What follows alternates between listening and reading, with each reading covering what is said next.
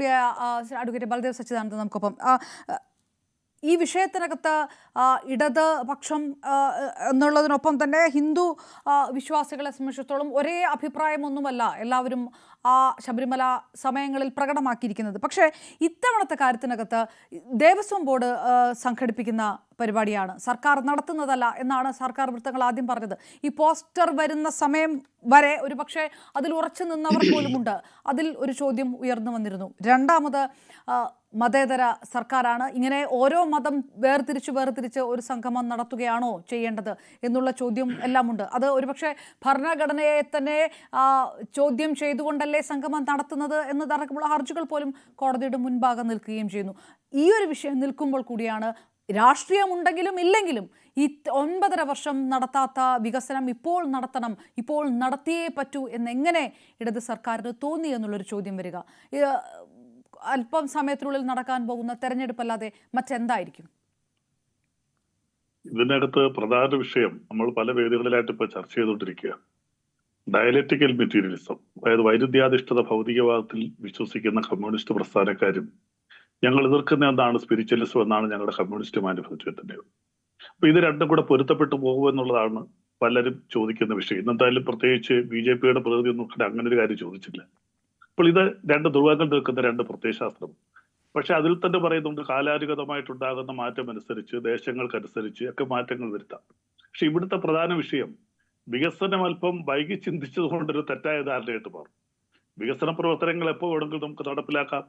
ഗവൺമെന്റിന്, ഇടതുപക്ഷ ഗവൺമെന്റിന് അതിൻ്റെതായിട്ടുള്ളൊരു നയമുണ്ട്, അതിൻ്റെ ഒരു ചട്ടക്കൂടുണ്ട്, ഒരു മതനിരപേക്ഷ കാഴ്ചപ്പാടുണ്ട്.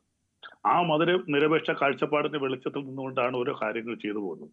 ഇവിടെ ഈ ദൈവങ്ങളെ കുറിച്ച് പറയുന്നവരെ കുറിച്ചും ശബരിമല സ്ത്രീ പ്രവേശത്തെ കുറിച്ച് പറയുന്നത് എനിക്ക് പറയാനുള്ളത് 2018 സെപ്റ്റംബർ മാസം 28 സ്ത്രീകളെ പ്രവേശിപ്പിക്കാനായിട്ട് 65 പെറ്റീഷൻസ് കേട്ടുകൊണ്ടാണ് സുപ്രീം കോടതി ഒരു വിധി വന്നത്.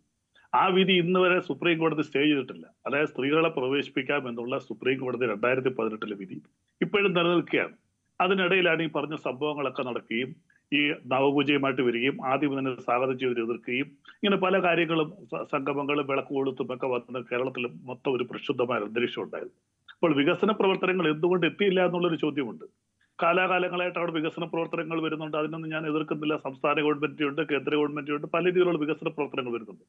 പക്ഷേ ശബരിമലയിൽ എത്തുന്ന അയ്യപ്പന്മാർക്ക് പരിപൂർണമായിട്ട് വികസനം എത്തിയെന്നൊരു ചോദ്യമുണ്ട്. പക്ഷെ ഇതിന്റെ ഒരു മറുവശം മലയാള മനോരമയുടെ എഡിറ്റോറിയൽ ഒരുപക്ഷെ അവരുടെയും വായിച്ചിട്ടുണ്ടാവും.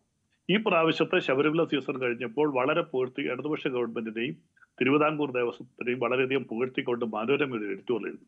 ഞങ്ങളെ ഏറ്റവും കൂടുതൽ എതിർക്കുന്ന ഒരു പത്രമാണ് മനോരമ. ഇപ്രാവശ്യം വളരെ നല്ല രീതിയിൽ ചെയ്തു, ഈ രീതിയിൽ തന്നെ മുന്നോട്ട് പോകണം. പക്ഷെ അയ്യപ്പ സംഗമവുമായി ബന്ധപ്പെട്ടുള്ള ചർച്ച എന്ന് പറയുന്നത് ആഗോള അയ്യപ്പ സംഗമം വിളിക്കുന്നത് ഇടതുപക്ഷ ഗവൺമെന്റ് ആയതുകൊണ്ട് ഇതിന്റെ പിന്നിലെ ഉദ്ദേശ ശുദ്ധിയാണ് ചോദ്യം ചെയ്യപ്പെടുന്നത്. ഇത് തെരഞ്ഞെടുപ്പ് മുന്നിൽ കണ്ടുകൊണ്ടാണോ? ശരിയാണ്, തൊട്ടടുത്ത പഞ്ചായത്ത് തെരഞ്ഞെടുപ്പ് വരുന്നു, അത് കഴിഞ്ഞാൽ അവിടെ തന്നെ നിയമസഭാ തെരഞ്ഞെടുപ്പ് വരുന്നു. പക്ഷെ ഈ പ്രശ്നങ്ങൾക്ക് നിലനിൽക്കുമ്പോഴാണ് 2021 തെരഞ്ഞെടുപ്പിൽ ഞങ്ങൾ പോലും പ്രതീക്ഷിക്കാത്ത വിജയത്തിൽ ഇടതുപക്ഷ ജനാധിപത്യത്തിന്റെ അധികാരത്തിൽ വന്നു. അതുകൊണ്ട് ഒരു അയ്യപ്പ സേവാ സംഗമം നടത്തി അതിലൂടെ വരുന്ന കുറച്ച് വോട്ടുകൾ കൊണ്ടും ഒന്നും ജയിച്ചു കയറണമെന്ന് ഇടതുപക്ഷ മുന്നണിക്കുള്ള വിചാരമൊന്നുമില്ല. പക്ഷെ ഇതിനകത്ത് ചോദ്യം ചെയ്യപ്പെടാം. ഞാൻ ആദ്യമേ തന്നെ പറഞ്ഞല്ലോ, ദൈവം ഇല്ല എന്ന് വാദിക്കുന്നവരും ദൈവം ഉണ്ട് എന്ന് വാദിക്കുന്നവരും തമ്മിലുള്ള ഒരു വ്യത്യാസം ഇവിടെയുണ്ട്. ഒരുപക്ഷെ ഞങ്ങൾ കമ്മ്യൂണിസ്റ്റുകാർ ദൈവവിശ്വാസികളല്ല, പക്ഷേ അതിന് ഞങ്ങൾക്ക് അടിസ്ഥാനപരമായ കാരണങ്ങളുണ്ട്, ഞങ്ങളുടെ പ്രത്യയശാസ്ത്രപരമായ ഒരു കാഴ്ചപ്പാടുണ്ട്. എന്ന് വിചാരിച്ച് എല്ലാ കമ്മ്യൂണിസ്റ്റുകാരും ദൈവവിശ്വാസികളല്ല എന്ന് ഞാൻ പറയുന്നില്ല. വളരെ കുറച്ച് പേര് ദൈവത്തിൽ വിശ്വസിക്കുന്നവരുണ്ട്. അത് വിശ്വാസവും അവിശ്വാസവും ഒക്കെ വിശ്വാസികൾ തീരുമാനിക്കേണ്ട കാര്യമാണ്, അതവിടെ നിൽക്കട്ടെ. അപ്പൊ ഇതിലൂടെ എന്തൊക്കെയായാലും ഈ പല ദേശങ്ങളിൽ നിന്ന് പല ഭാഷ സംസാരിക്കുന്നവര്, നമുക്കറിയാം തെക്കേ ഇന്ത്യൻ സംസ്ഥാനങ്ങളിൽ പല ആചാരങ്ങളും പല ജീവിതക്രമങ്ങളൊക്കെയാണ്. അവരെല്ലാവരും കൂടെ സംഗമിക്കുമ്പോൾ അവരിൽ നിന്നുണ്ടാകുന്ന ആശയപരമായ ഒരു ആശയത്തിന് ഒരു ഉരുത്തിരിവുണ്ടാവും. അതിൽ നിന്ന് പുതിയതായിട്ട് എന്തെങ്കിലും കൊണ്ട് നമുക്ക് എന്തെങ്കിലും ചെയ്യാൻ കഴിയുമോ? അയ്യപ്പർക്ക് എന്തെങ്കിലും ചെയ്യാൻ പറ്റുമോ? പല ദേശങ്ങൾക്ക് വരുന്നവർക്ക് പല അഭിപ്രായമായിരിക്കും. കേരളത്തിലെ ജനങ്ങളുടെ അയ്യപ്പനെ കാണുന്നതിനുള്ള ദർശനവും അതിലുള്ള ഡിഫിക്കൽറ്റി ആയിരിക്കത്തില്ല തമിഴ്നാട്ടിൽ ഉള്ളവർക്ക്, അവരുടേതായിരിക്കത്തില്ല ആന്ധ്രാപ്രദേശുകാർക്ക്. അപ്പോൾ പല സ്റ്റേറ്റിൽ നിന്നും പല സംസ്ഥാനങ്ങളിൽ നിന്നും മറ്റു രാഷ്ട്രങ്ങളിൽ നിന്ന് വരെ പ്രതിനിധികൾ വരുന്നുണ്ട്. അപ്പോൾ അവർ പങ്കെടുക്കുമ്പോൾ അവർക്കുണ്ടാകുന്ന പ്രത്യാഘാതങ്ങൾ എന്തൊക്കെയാണ് ശബരിമല ദർശനത്തിന് വരുമ്പോൾ അതിനെക്കുറിച്ചൊക്കെ പഠിക്കാം. അപ്പോൾ വിഭിന്ന അഭിപ്രായങ്ങൾ സമന്വയിപ്പിച്ചുകൊണ്ട് അഭിപ്രായങ്ങളുടെ സമന്വയമാണ് എപ്പോഴും പുതിയ പുതിയ അഭിപ്രായങ്ങളിലേക്കും ആശയങ്ങളിലേക്കും നമ്മളെ നയിക്കുന്നത്. അല്ല, അല്ലാതെ അപ്പോഴും പഴയ അഡ്വക്കേറ്റ് ആശയങ്ങൾ ബൽദേവ് നമ്മൾ സച്ചിദാനന്ദൻ, ഇതിനകത്ത് പ്രധാനപ്പെട്ട ചോദ്യം സർക്കാർ വിശ്വാസികൾക്കൊപ്പം ഉണ്ടോ എന്നുള്ളൊരു സംശയം അവിടെ നിൽക്കുന്നുണ്ട്. അത് ഇടത് വിശ്വാസമുള്ള അല്ലെങ്കിൽ ഇടതുപക്ഷത്തോടൊപ്പം നിൽക്കുന്ന വിശ്വാസികൾക്ക് പോലും അത്തരം സംശയം ഉണ്ടായിരുന്നല്ലോ. നമ്മൾ കണ്ടതാണ് ആ പ്രതിഷേധങ്ങളൊക്കെ. സത്യവാങ്മൂലവുമായി ബന്ധപ്പെട്ട് ആ സത്യവാങ്മൂലത്തിന്റെ ബേസിലാണോ അല്ലാതെയാണോ വേർഡിക്റ്റ് ഉണ്ടായത് എന്നുള്ളൊരു ചോദ്യമാണ് താങ്കൾ ഈ 65 പെറ്റീഷൻ എന്ന് പറഞ്ഞത്. പക്ഷേ സർക്കാർ എന്ത് നിലപാടെടുക്കുന്നു? ഈ സത്യവാങ്മൂലം തിരുത്തുമോ? തിരുത്തുകയില്ല? ഈ രണ്ട് തരത്തിലുള്ള അഭിപ്രായമാണ് പറയുന്നത്. അത് ഇടതുപക്ഷത്തിന്റെ ചർച്ചകളിൽ പങ്കെടുക്കുന്നവർക്ക് പോലും ഒരൊറ്റ അഭിപ്രായമായിട്ട് പറയാൻ കഴിയുന്നില്ല. അത് സത്യവാങ്മൂലം എന്താണ്, സംസ്ഥാന സർക്കാർ ഉദ്ദേശിക്കുന്നത് എന്താണ്, ഈ യുവതീ പ്രവേശനം ഉണ്ടായത് തെറ്റായിപ്പോയി എന്ന് മുഖ്യമന്ത്രി അയ്യപ്പ സംഗമം ഉദ്ഘാടനം ചെയ്തുകൊണ്ട് പറയുമോ എന്ന് കോൺഗ്രസ് അടക്കമുള്ളവർ ചോദിക്കുമ്പോൾ അതിന് എന്തെങ്കിലും ഒരു ഉത്തരമുണ്ടാവണ്ടേ? അത് ഞാന് ഇന്ത്യയിലേക്ക് ആദ്യമായിട്ട് നൊബേൽ സമ്മാനം കൊണ്ടുവന്ന രവീന്ദ്രനാഥ് ടാഗോറിന്റെ ഗീതാഞ്ജലിയാണ്. അതിൽ അദ്ദേഹം പറഞ്ഞേക്കുന്ന വളരെ ശ്രദ്ധേയമായ ഒരു വരിയുണ്ട്. Worship in this lonely dark corner of a temple, open the eye, see God is not before thee, he is in the tiller tilling the hard ground and path maker breaking the stone. ഈ ഇരുളടഞ്ഞ നാലുകെട്ടുകൾക്കകത്തല്ല ദൈവം, അധ്വാനിക്കുന്ന ജനവിഭാഗത്തിന്റെ ശരീരത്തിലും സൂര്യപ്രകാശത്തിലും മഴയിലുമൊക്കെയാണെന്ന് ഗീതാഞ്ജലി പറഞ്ഞിട്ടുണ്ട്. ആ ഒരു രീതിയിൽ തന്നെയാണ് നമ്മൾ ദൈവത്തെ കാണുന്നത്. ഞാൻ കമ്മ്യൂണിസ്റ്റുകാർ അങ്ങനെ ആ ദൈവത്തെ ഞങ്ങൾ കാണുന്നത്. അധ്വാനിക്കുന്നവന്റെ ശരീരത്തിൽ കാണുന്ന, അവന്റെ വിയർപ്പുള്ളിൽ കാണുന്ന ദൈവം. ഇത് പറഞ്ഞത് രവീന്ദ്രനാഥ് ടാഗോറാണ്, എന്റെ അഭിപ്രായമല്ല. അപ്പോൾ ഇത് അതുപോലെ തന്നെ ഇവിടെ പിണറായി വിജയൻ നാളെ ഇവിടെ പ്രഖ്യാപിക്കുകയില്ല എന്നുള്ളതല്ല ഇവിടുത്തെ പ്രശ്നം. ഇവിടെ അയ്യപ്പ സംഗമം നടത്തുന്നു. ആ അയ്യപ്പ സംഗമം നടത്തുന്നതിന്റെ പിന്നിലെ ഉദ്ദേശത്തെയാണ് ഇവിടെ ചോദ്യം ചെയ്യപ്പെടുന്നത്. രാഷ്ട്രീയപരമായ ഒരു കാര്യം ഞാൻ തുറന്ന് സമ്മതിക്കാം. രാഷ്ട്രീയ പ്രസ്ഥാനങ്ങൾ പലതും നടത്തുമ്പോൾ അവർക്ക് രാഷ്ട്രീയപരമായ ഉദ്ദേശം ഉണ്ടായില്ലെന്നൊന്നും ഞാൻ പറയുന്നില്ല. ഏതൊരു രാഷ്ട്രീയ പാർട്ടി, ചെറിയ പ്രസ്ഥാനമായാലും വലിയ പ്രസ്ഥാനമായാലും ആഗോള പ്രസ്ഥാനമായിരുന്നാൽ പോലും രാഷ്ട്രീയ പാർട്ടികൾ എന്ത് പ്രക്ഷോഭങ്ങൾ സംഘടിപ്പിച്ചാലും രാഷ്ട്രീയപരമായ ഉദ്ദേശം അതിനകത്തുണ്ടാകും, മതപരമായ ഉദ്ദേശം ഉണ്ടാകും. അല്ല, എനിക്ക് താങ്കൾ പറയുന്നത് എനിക്ക് ഒരു ഇടത് ചിന്തകൻ എന്ന രീതിയിൽ കൂടി ഒരു ചെറിയൊരു ചോദ്യമാണ്. അയ്യപ്പ സംഗമം എന്നൊരു വാക്ക് പറയാതെ ശബരിമല വികസന സംഗമം എന്നുള്ളൊരു വാക്ക് ഇത് കോയിൻ ചെയ്താൽ പോലും മതിയായിരുന്നു. അതിന് സർക്കാർ നിന്നില്ല, ദേവസ്വം ബോർഡ് നിന്നില്ല. വിശ്വാസികളെ കയ്യിലെടുക്കാൻ അയ്യപ്പ സംഗമം എന്ന് പറയുമ്പോൾ, അയ്യപ്പ സംഗമം എന്ന് പറയുന്നിടത്ത് അയ്യപ്പൻ അത് ഭക്തനാണ്, അത് സ്വാഭാവികമായിട്ടും ആ ഡേറ്റയും അയ്യപ്പനും ഭക്തനാണ്, ഒരു വാക്കാണ്. ആ വാക്ക് ഉപയോഗിക്കുന്ന ഇടത്ത് പോലുമുണ്ട് ഈ ചോദ്യം. വികസന സംഗമം എന്ന് പറഞ്ഞാൽ മതിയായിരുന്നല്ലോ.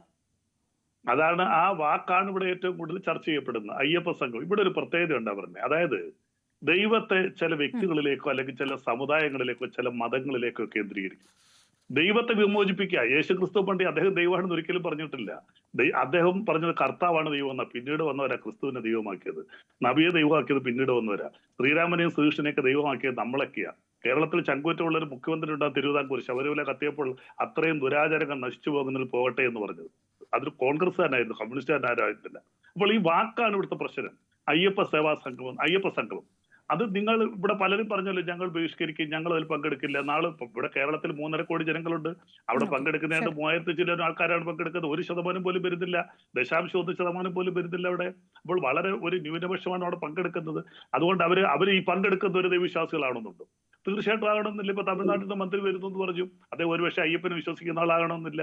പിണറായി വിജയൻ പങ്കെടുക്കുന്നു, മറ്റൊരാൾ പങ്കെടുക്കുന്നു, അവർ അയ്യപ്പ വിശ്വാസി ആകണമെന്നില്ല. പക്ഷെ സേവന പ്രവർത്തനങ്ങൾ, വികസന പ്രവർത്തനങ്ങൾ നടക്കുന്നതിന് നമ്മൾ ദൈവത്തെ വിശ്വസിക്കണമെന്നില്ല. അവിടെ വരുന്ന ഭക്തർക്ക് വേണ്ടുന്ന കാര്യങ്ങൾ ചെയ്തു കൊടുക്കുന്നു.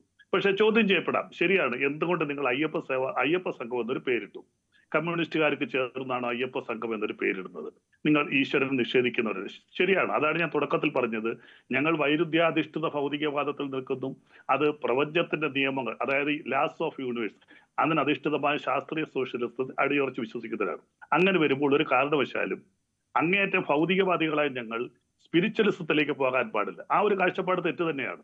അങ്ങനെ വരുമ്പോൾ തീർച്ചയായിട്ടും ഒരു ആത്മീയവാദം ഇതിന്റെ പിന്നിൽ, കമ്മ്യൂണിസ്റ്റ് സിദ്ധാന്തം ചിന്തിക്കുന്നവര്, കമ്മ്യൂണിസ്റ്റുകാര് ആത്മീയപരമായ കാര്യങ്ങളിലേക്ക് പോകുന്നു. അത് പക്ഷേ ആത്മീയവാദികളെ മുതലെടുക്കാൻ എന്നുള്ളൊരു ചോദ്യം, അവരുടെ ചോദ്യം വളരെ പ്രസക്തമാണ്. അതാണ് ഇവിടെ കൂടുതലായിട്ട് കോൺഗ്രസ്സുകാരും ബി ജെ പിക്കാരും ചർച്ച ചെയ്യപ്പെടുന്നത്. അത് അവരാരെയും തന്നെ കണ്ടോട്ടെ, ഞങ്ങൾക്ക് അതിന് വിരോധമൊന്നുമില്ല. കാര്യം ചോദ്യം ചെയ്യപ്പെടേണ്ടതാണ്. കമ്മ്യൂണിസ്റ്റുകാർ എന്തുകൊണ്ട് ഒരു ദൈവ ഘട്ടവുമായിട്ട് മുന്നോട്ട് വന്നിരിക്കുന്നു. അത് ചോദ്യം ചെയ്യപ്പെടേണ്ട ഒരു ചോദ്യം തന്നെയാണ്. അത് ഒരു പക്ഷേ ഒരു പരിധി വരെ അത് ശരിയായിരുന്നു എന്ന് എനിക്കും അതിനകത്തൊരു സംശയമുണ്ട്. തെറ്റാണ് എന്നൊരു പരിധി വരെ ചിന്തിക്കുന്ന ഒരാളും കൂടിയാണ് ഞാൻ. ശരിയാണ്, ശബരിമല വികസനം എന്നുള്ള പേരായിരുന്നുവെങ്കിൽ അതിന് കുറെ കൂടെ കറക്റ്റ് ആയിരിക്കും, കുറെ കൂടെ ആപ്തവാക്യം അതായിരിക്കും എന്ന് ഞാൻ ചിന്തിക്കുന്നു. ആ വാക്ക് മാറ്റാമായിരുന്നു, അതായിരുന്നു ഇവിടുത്തെ പ്രശ്നം. അതെ വാക്ക് അതെ, പക്ഷേ അതാണ് ഈ വാക്ക് മാറ്റിയാൽ പിന്നെ ഈ നേരത്തെ ഈ കോൺഗ്രസും BJP-യും പറയുന്ന പോലെ വാക്ക് മാറ്റിയാൽ യഥാർത്ഥ ലക്ഷ്യത്തിലേക്ക് എത്താതെ പോകുമെന്നൊരു കാര്യം കൂടിയുണ്ട്. ഞാൻ തിരികെ ഡോക്ടർ PK ഗോപൻ, സത്യം പറഞ്ഞാൽ